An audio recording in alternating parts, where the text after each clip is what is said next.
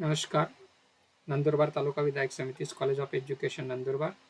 Subject CPS 1/2, that is Curriculum and Pedagogic Studies, School Subject English, first and second. In this paper, we will see unit number 1, Nature of Language. In that 1.1, Definition of Language.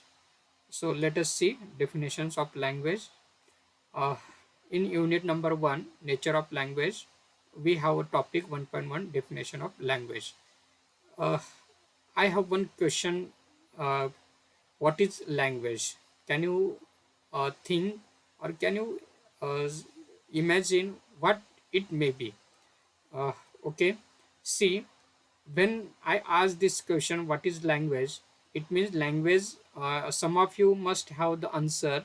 Language is a means of communication. Hmm? I think some of you must have this answer. Some of you have language is a it's used for expression. Is it also the right? Language enables to understand the person. See, when we think about the language, we think this thing. It is that language is a means of communication. It means that we use it for communication. It is used for expression too. Suppose we have something to express, we use language to express someone. Language enables to understand the person too. Suppose I want to understand someone, then I need a language to understand him. These are the basic things we use language. So let's see some definitions of language. According to Edward Sapir, a linguistic philosopher, he uh, described the language is a purely human and non-instinctive method of communicating ideas, emotions, and desires by means of a system of voluntarily produced symbols. See, just observe this definition, and we can find out some basic characteristics of language through this definition. The first characteristic of in this definition is that language is a purely human. See, what Edward Sapir described about language in this definition, the first thing is that language is a purely human. Then the second one is that it is a non-instinctive method. Hmm. This is the second feature we can find out about the language. It is non-instinctive method. The third one is that communicate ideas, emotions, and desires. It means that we use language to communicate our ideas, emotions, and desires. And the fourth one is it is a system. Hmm? It means that we use certain type of systems in it. This is the another one, and we produce the symbols that are voluntarily produced symbols. If we learn, if we learn the carefully this definition, we find these things. Language is a purely human. It is non-instinctive method. It is used for communicating ideas, emotions, and desires. By it is a system, and using that system, we produce voluntarily produce symbols. See, if we focus on this definition, that what Edward Sapir says about the language is a purely human. It means that only human being can use this language. It is non-instinctive method. It means that we acquired it. We cannot get by heritage. So it is a non-instinctive method of communicating ideas, emotions, and desire. Why do we use that? Because we have to communicate ideas, some emotions, and desires. By means of a system. It means that each language has a system. Using that system, we are going to communicate our ideas, emotions, and desire. And how do we produce that language? It is a voluntarily produced symbols. It means that we produce such voluntarily the some symbols, and we use the language. According to Edward Sapir, language is a purely human and non-instinctive method of communicating ideas, emotions, and desires by means of a system of voluntarily produced symbol. This is the first definition given by Edward Sapir. Let us see the second definition, that is Dwight Bollinger. What Dwight Bollinger explained through this definition, let's see. Language is species specific. It is unique humanly trait shared by the culture so diverse and by individuals physically and mentally so unlike one another. See, in this definition, there are some features about the language. The first one is that language is species specific. It means that only human being can use the language. Species specific means the human being. It is unique humanly trait. See, this is the second feature in this about the language, that unique human trait. It means that only human being can use the language. There are so many animals such as dog is there, but they use sounds only. They cannot use language. Only human being can use language. So we can say that only that trait is belong to human of using the language. So we say unique humanly trait. See, shared by the culture so diverse and by individuals physically and mentally so unlike one another. See, a language is shared by the cultures. Hmm? Uh, Generally, each culture has their own language. So, sometimes we have diversity by the culture. For example, take an example, we have English, we have UK English, British English, Indian English. We have some diverse because it is shared by that culture, and by individuals physically and mentally. Sometimes we there are so many, suppose there are two speakers of same language, but their styles of speaking is different, but individually physically and mentally so unlike one another. But whatever the symbols we are going to use, they are the same, unlike one another. That's why we can acquire, we can learn the message or ideas shared by the language. So according to Dwight Bollinger, language is species specific. It is unique humanly trait shared by the culture so diverse and by individuals physical and mentally so unlike one another. These are the this is the definition given by Dwight Bollinger. Let's see the third definition of language, that is auto Jesperson. According to the Jesperson, language is the set of human habits, the purpose of which is to give expression to human thoughts and feelings, especially to impart them to others. See, what this person is given the meaning of language.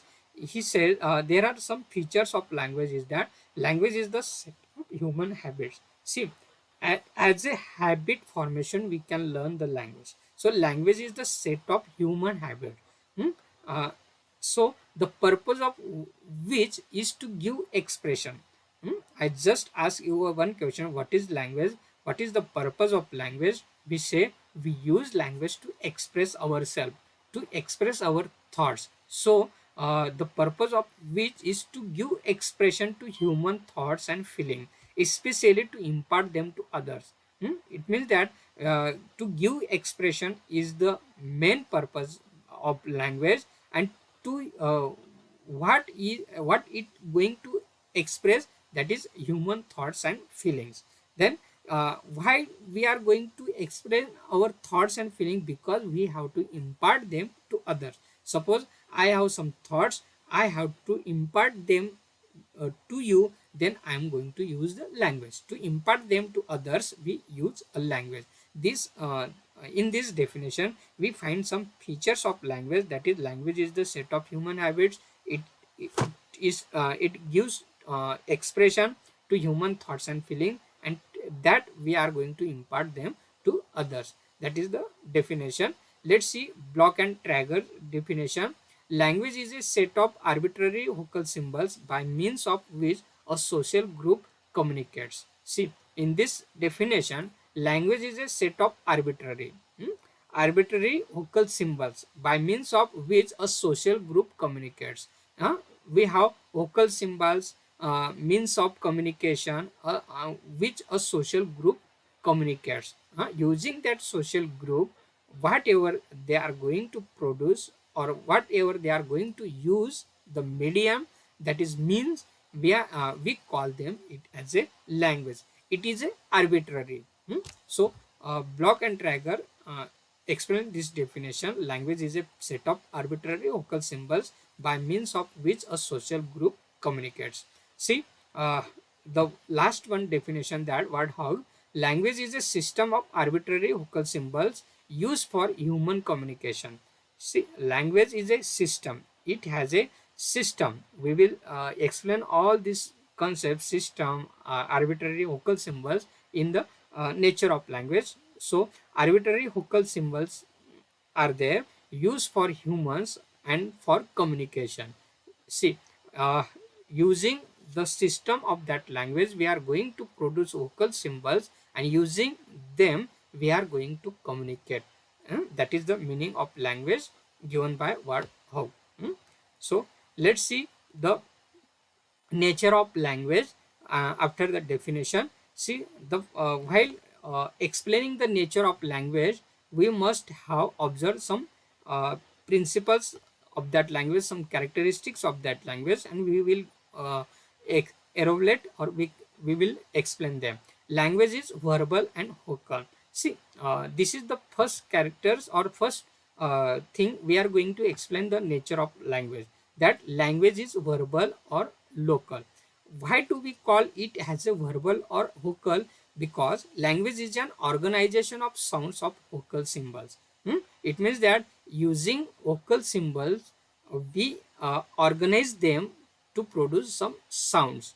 The sounds are produced with the help of organs of speech. See, when we produce sounds, we use organs of speech. It also means that speech is primary to writing. It means that there are so many languages, but we have the first form of language is in verbal.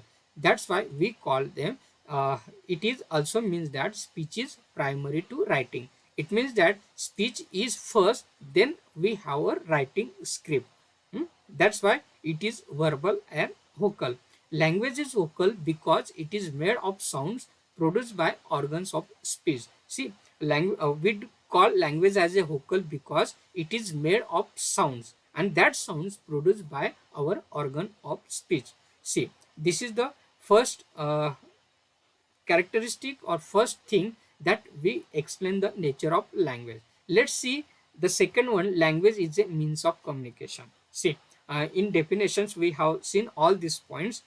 It elaborate them. Language is a means of communication. Language is the most powerful, convenient, and permanent means and form of communication the human being is used. It is a non-linguistic symbols are you also means of communication, but they are not so perfect as language. See, there are so many non-linguistic symbols, such as suppose I want to stand up one student, I just say just do the action. It is also a type of communication. It is called non-linguistic symbols, but it is not the language, because it also means of communication, but they are not so perfect as language. There are so many symbols, but they are not perfect as language. So it is through language humans express their feelings, thoughts, desires, emotions, and feelings. So it is through language that we store our store knowledge, transmit messages from one to another. So uh, with the help of language, we store some knowledge, we transmit that knowledge to one generation to other, to one person to others. Using the non-linguistic symbols, we cannot do that. That's why we say language is a means of communication. So let's see the third character or third important thing about the nature of language is that language is a social phenomenon. See, language is a set of conventional communicative signals used by humans for communication. See, uh, it is a social phenomenon. Why? Because language is a set of conventional communicative signals that are used by humans for communication. It is a possession of social group. It is formed with the help of set of rules. See, only that social group that conventional communication signals are used that social group, and it form with the help of set of some rules. We have so many rules. Using that rules, we are going to form a language. In that, according to the conventional communicative signals, we form the language. It is a social institution. It exists in society. So we learn it as a member of that society. See, for example, we live in a Khandes. We have Irani language. We learn that as a conventional communicative signal. So uh, we it exists in that society, so we learn it as a member of that society. So each language is learned by its own, or its in exists. We are not born with an instinct to learn a particular language, for example English, Marathi, Hindi, etc. See, we are not born with an instinct to learn a particular language. When a child takes birth, he's not able. He has the enough qualities to learn the language. But which language? So he will learn that language. He is birth in that society. Suppose take an example. आपण जर महाराष्ट्रात जन्माला आलो तर Marathi we acquire. If we take birth in England, we learn English automatically. So that type of language learning is happen in that social phenomena. So we say that language is a social phenomenon. Then language is non-instinctive method. This is another important thing about the language, that is that language is the outcome of evolution and convention. Each generation transmit it to the next. See, we cannot explain how do the language exist or become into exist. We do not have any explanation because it is the outcome of evolution and convention. की एखाद्या शब्द एक कसे लँग्वेजमध्ये आलं हे आपण त्याची उत्पत्ती वगैरे देऊ शकतो, but it is the fact of evolution and convention. We transmit it from one generation to another. Like human institutions, languages also change and die, grow and expand. See, we have a Marathi language. Take an example of Marathi language. The Marathi language in 16th century is different from today, which we use Marathi. So it means that it change, it die, it grow, it expand. Every language can change, can die, can grow, can expand. So that is the important thing. It means that every language is a convention. We learn that language by convention. It is a non-instinctive because it is acquired by human beings. See, uh, each human being learn language because he acquired in that society. Take an example of animals. They do not acquire it, they got it by birth. Whatever they produce the sounds. Some animals produce sound, they got it by birth. But about the human being, we acquired the language. We got some qualities to learn that language, but we acquired the language. So everybody has been provided with an innate ability to acquire language, but not animals. It means that human beings have the ability to acquire the language, but not the animals, because animals got the instinct or by birth that type of sounds they produce. So if we call language is non-instinctive method. Then see the another feature, language is arbitrary. Here arbitrariness of language means there is no inherent or logical relation or similarity between any given feature of language and its meaning. So arbitrary in the sense we do not have inherent or logical relation or similarity between any given feature of language and its meaning. That is entirely arbitrary.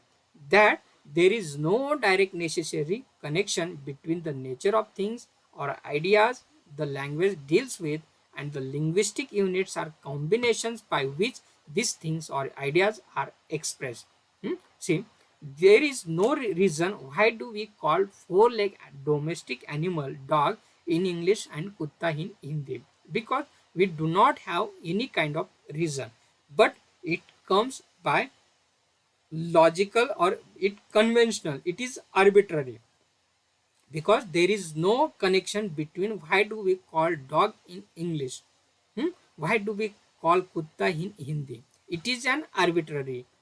So language is arbitrary. We do not have any reason why or similarity or logical relation between the word and its meaning. So it is a arbitrary. We got it. Then next one is that language is symbolic. Language is symbolic. It means that a symbol stands for something else. It is something that serves as a substitute. Uh, a symbol has a specific meaning. So language is a system of arbitrary vocal symbols for concepts, things, ideas, objects, etc. We have sounds and words as a symbols. See, we call language is a symbolic because we have sounds as a symbol, and in a script or in written format we have a alphabet as a symbol. So words as a symbol, sounds as a symbol. So language is a system of arbitrary vocal symbols for each concept or things, ideas, object, etc. Then language uses words essentially as symbols and not as signs for the concept represented by them. For example, in mathematics, see, language uses words essentially as symbols. It means that in each language we have words, that words are symbols of that language and not as signs. They are not signs. In mathematics we have some signs, plus, minus, these are the signs, they are not the symbols. But in language that words have a symbol, that is the uh, thing. That's why we call language is a symbolic. Then see, language is systematic. We say language is a systematic because every language is a symbolic. Though it is symbolic, its symbols are arranged in a particular system. Symbols of language are arranged systematically. See, in last feature, we say language is a symbolic. It is symbolic, but that symbols are arranged in a particular system. Symbols of language are arranged systematically. This is one thing. The symbols of language are finite, but they can arrange infinitely. So we can produce an infinite set of sentence by finite set of symbols. See, uh, take an example of English. We have only 26 alphabets. Using that alphabets, we can produce so many symbols. Using that symbols, we can produce so many sentences, so many paragraphs, etc. It means that we have finite symbols, but we can produce infinite sentence using of that symbols. Then uh, all languages have phonological and grammatical systems, and within the system we have so many systems too. For example, each language has phonological system, grammatical systems are there. In grammatical systems again we have so many systems such as plural is there, mood is there, aspects is there, tense is there.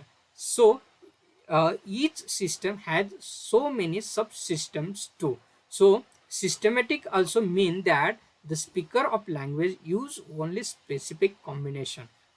See, here language is systematic in the sense that we have a pattern or sentence pattern. Using that pattern we are going to produce a sentence. For example, take an example, he is writing a letter.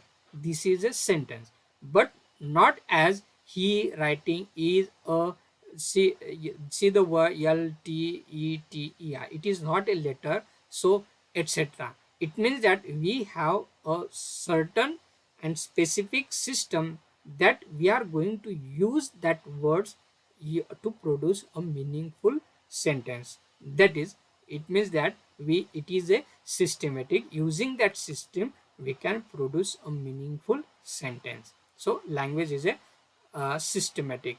Then language is unique. See, every language has its own feature. Language exists only on the earth. Hmm? Other planets do not seem to have any language. So each language has its peculiarities and distinct feature. See, there are so many languages. Marathi is there, Hindi is there, English is there. Each language has its own peculiarities and it is distinct features. So each language is unique and in its own sense and nature. So we say Hindi is a unique, English is a unique because it has their own peculiarities, their own characteristics. Uh, so, uh, no one language is similar, but each language is a unique one. Hmm? So, the next is that language as structure. See, language has a structure in the sense language is systematically structured. Language has so many systems such as system of phonology, system of morphology, system of semantics, system of syntax, etc. We have so many systems, but as the human body has a system, it functions through different organs such as heart, lungs, brain, etc. Likewise, the language has a system. Using that systems, it functions very well. So we call as language as a structure. According to the structure, uh, according to the structure or sentence pattern, we produce the language. Suppose we are going to produce a word, we use some morphology, how to add the words and make the another words, from noun to verb, verb to noun, etc. We have so many systems, so it is a system. Language, the next one is that language changes. Each language changes according to the time of period. Every language is a living language. Hmm? Then the language is constantly changing and developing to the needs of the speaker. So new words are borrowed and absorbed in a language from time to time. Take an example. In Hindi we have a word that is kuli. Kuli means आपण मराठीमध्ये हमाल म्हणतो. That words also in English we also call as a kuli. It means that that word which is belong to Hindi, it borrowed in English. So new words are borrowed and absorbed in a language from time to time. See, just go behind the 15 years or 30 or 45 years before, there is no word a computer in any language, but it comes in each language that is borrowed from other. So new words are borrowed and absorbed in a language from time to time, so that language is changes. I just given you one example before that. The Marathi language in 16th century is different nowadays we use because it changes. So this is the another feature of language which changes. Here we have learned language, the features of language and the nature of language. So whatever I present before you, I use these books to prepare this PPT. You can see these textbooks and learn in detail about our what is language, the definitions of language and nature of language. Okay, so we will stop here. Any questions you may ask me on LMS, you can send me SMS too. Thank you very much.